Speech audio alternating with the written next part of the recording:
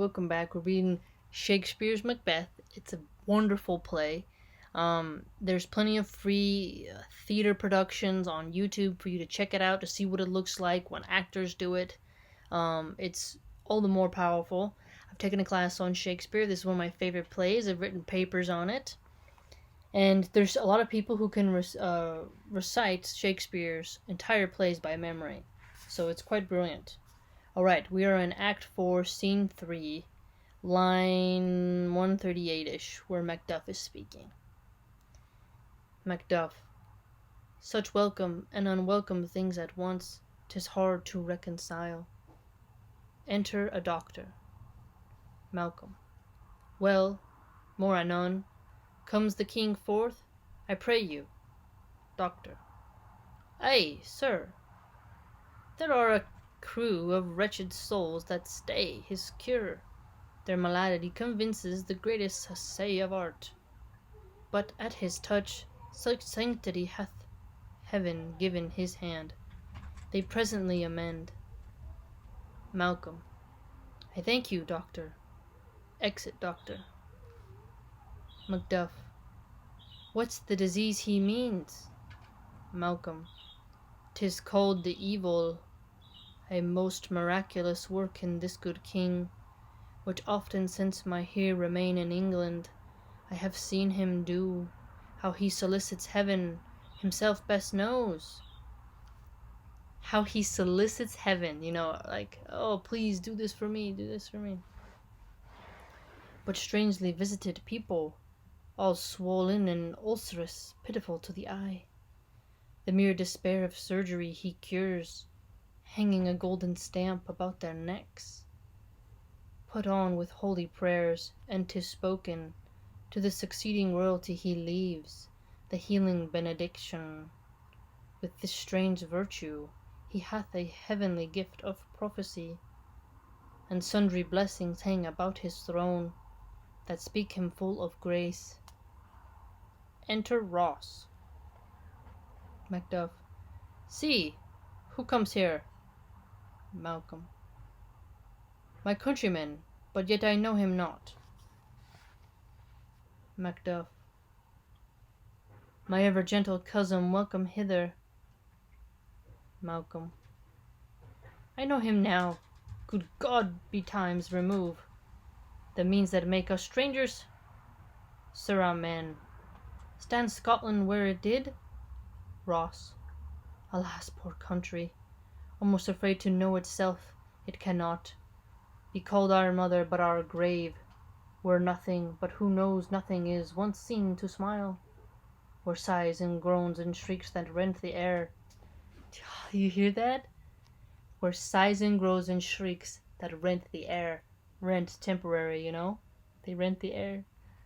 Are made not marked, where violent sorrow seems a modern ecstasy. The dead man's knell is there scarce asked for who. A good men's lives expire before the flowers in their caps. Dying or weary they sicken. Macduff. O relation, too nice and yet too true. Malcolm. What's the newest grief? Ross. That o'er in the hour age doth hiss the speaker. Each minute teems a new one. Macduff. How does my wife? Why, well. And all my children? Well too. The tyrant has not battered at their peace? No. They were well at peace when I did leave him. Macduff. Be not stingy of your speech. How goes it? Ross. When I came hither to transport the tidings, which I have heavily borne, there ran a rumour of many worthy fellows that were out, which was to my belief witnessed, the rather for that I saw the tyrant's power afoot. Now is the time of help. Your eye in Scotland would create soldiers, make our women fight, to doff their dire distress. Malcolm. Be it their comfort, your coming thither. Gracious England hath lent us good seaward and 10,000 men, and older and better solid none that Christendom gives out. Ross. Would I could answer this comfort with the like! But I have words that would be howled out in the desert air, where hearing should not latch them. He has words that would be howled in the desert air, where no one can latch onto them. So he wants to be able to scream into the void without being heard, because it's what he's gonna scream, is something awful, his despair. He doesn't, want anyone to hear. Macduff, what concern they? The general cause, or is it a free grief due to some single breast? Ross, no mind that's honest, but in it shares some woe, though the main part pertains to you alone.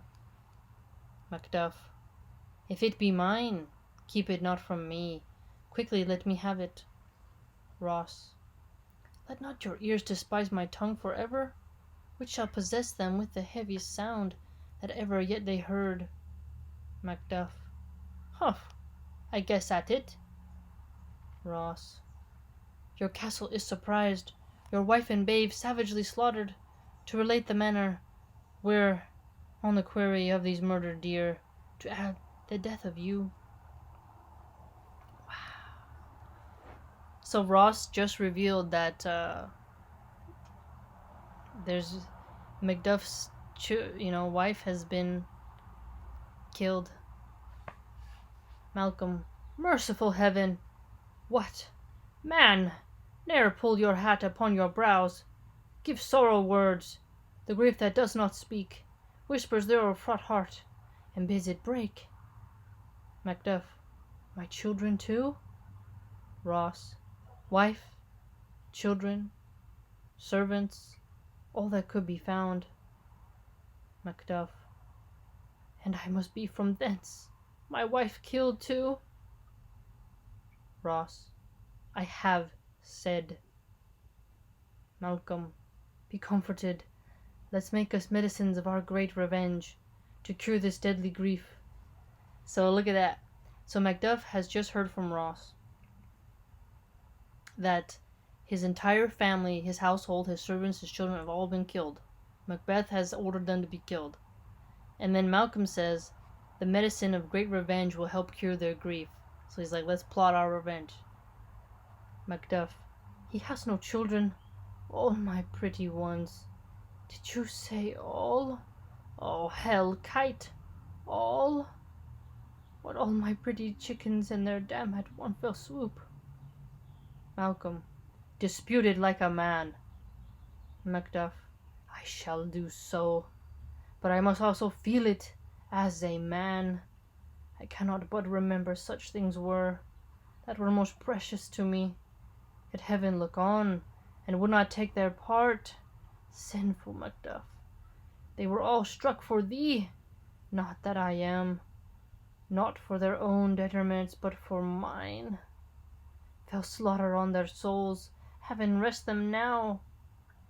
Malcolm, be this the whetstone of your sword, let grief convert to anger, blunt not the heart, enrage it. Malcolm's ready. Macduff, oh, I could play the woman with mine eyes, and braggart with my tongue, but gentle heavens, cut short all intermission, front to front. Bring thou this fiend of Scotland and myself, within my sword's length set him. If he scape, heaven forgive him too.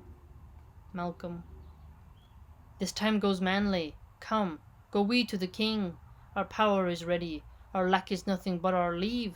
Macbeth is ripe for shaking, and the powers above put on their instruments. Receive what cheer you may. The night is long that never finds the day. Exit. The night is long that never finds the day. Macbeth is ripe for shaking. The powers above put on their instruments. Beautiful. Powerful. You can feel the pain in his voice.